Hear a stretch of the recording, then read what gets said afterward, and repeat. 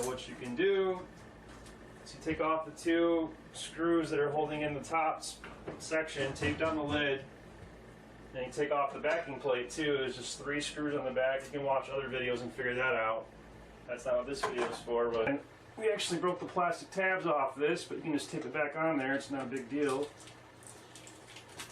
And this is the part that you want to get at. And they tell you to replace it for $60 when there's just one little thing that you got to take out. And it's open. Once you got this out, this is going to start to fall apart a little bit. That's fine. We're going to put it back together once we're done. And you just need to get this case open because the part that's broken is underneath this case. So in order to do that, there's these tabs all around the outside, and you're just gonna open these tabs with a screwdriver, a little tiny flathead screwdriver.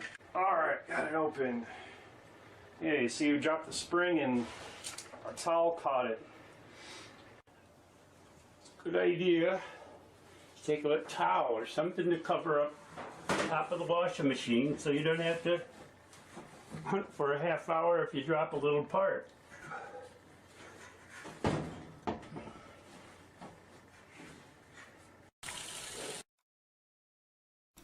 Okay, this little metal clip or tab or whatever you want to call it is actually the piece that is put into the locking mechanism perfectly, and the part that broken, it's not necessary. Take it out. Take it out of your locking mechanism. The rest of the video is going to show you how to put everything back together, and the washer works just fine without the lock. Take this metal clip out. There's a little better shot of that metal part so you can see how big it is. Okay, this clip actually fits right here. It lines up right there, and when this sliding mechanism slides forward, it pushes the clip underneath all this stuff, and this plastic piece gets pushed down and the clip gets hooked behind it. The rest of the video will show you how this plastic piece gets pushed down and how this all slides forward and how it all fits back together.